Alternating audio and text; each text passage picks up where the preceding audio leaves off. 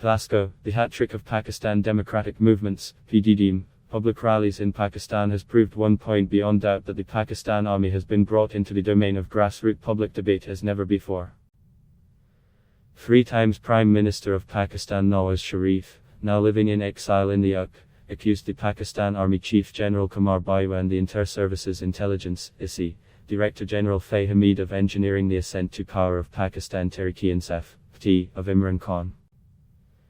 It has thus not only exposed the uncanny role of the military establishment in running the affairs of the executive by publicly unmasked the creepy character of the military institution, which according to Nawaz Sharif has developed into a state above the state.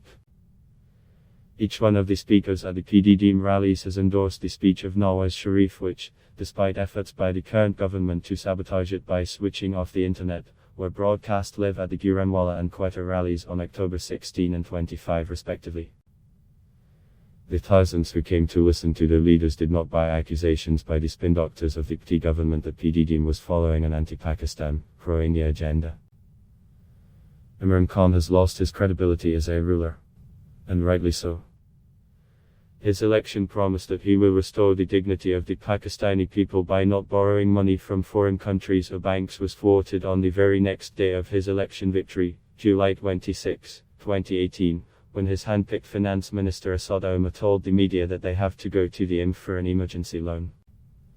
Since then Imran Khan has been globetrotting asking for financial help. In the first year of his governance, Imran Khan government had accumulated a total of Rs. billion of public debt. According to the State Bank of Pakistan, the total public debt at the end of the fiscal year June 2019 stood at Rs 31.786 trillion. Asad Omar warned that the country was near bankruptcy. In November 2019, the State Bank of Pakistan shocked the country by revealing that during the 13 months of Imran Khan's government, the total debt of Pakistan of 71 years was up by 35%, adding Rs. billion to debt in the same period. The mismanagement of the economy led to a skyrocketing price hike of almost every item of daily necessity. However, it was the 262% jump in the price of 100 local and imported medicines that shocked the nation. These medicines included those used for high blood pressure, glaucoma, and epilepsy, to treat seizures during pregnancy, cancer, and rabies. The price of vegetables and meat also saw an increase of 20 to 50% on a weekly basis.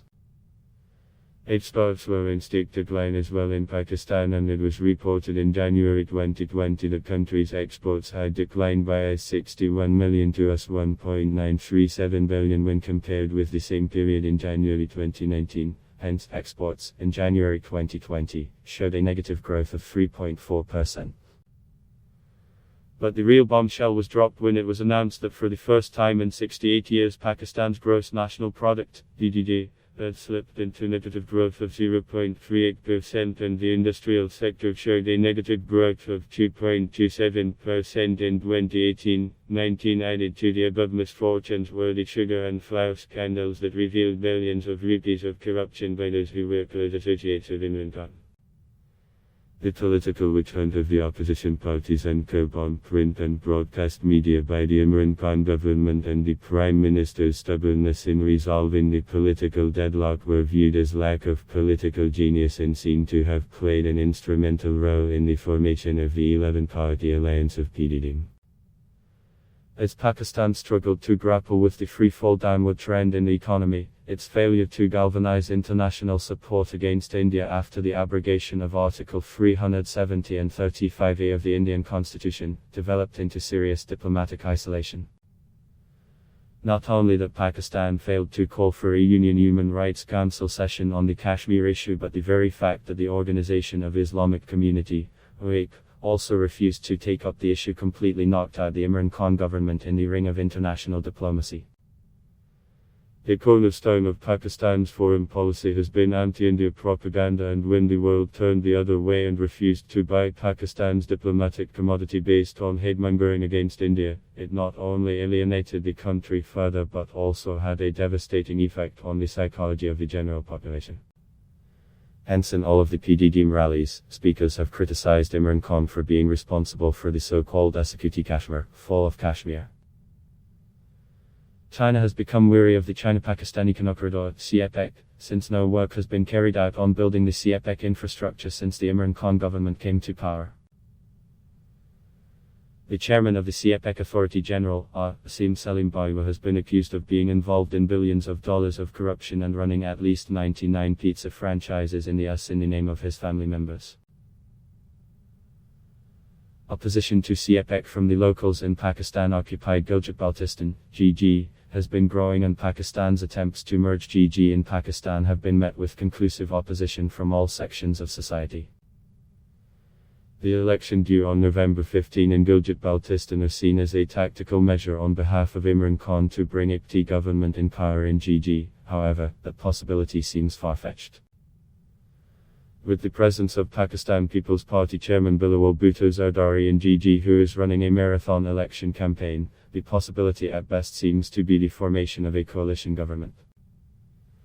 Protests in Pak against bad road conditions, lack of health facilities and schools, and against price hike have become a daily occurrence. Insurgency in Balochistan is gaining momentum, with the Baloch freedom fighters gaining experience in guerrilla warfare tactics and striking the Pakistan Army checkposts and convoys on almost a daily basis. Similarly in Sindh, rural and urban Sindh are fast coming on the same page against the imperial extortion and land grab by Pakistan. The most recent example being the opposition Pakistan had to face against a presidential decree regarding Pakistan Island Development Authority that would bring the island of Indian Ocean in the Sindh water territory under the federal control. On October 6, the Provincial Assembly of Sindh passed a resolution that unanimously rejected the presidential ordinance. In Khyber Pakhtunkhwa province, Pashtun Tahafuz movement (PTM) has become a force that cannot be ignored.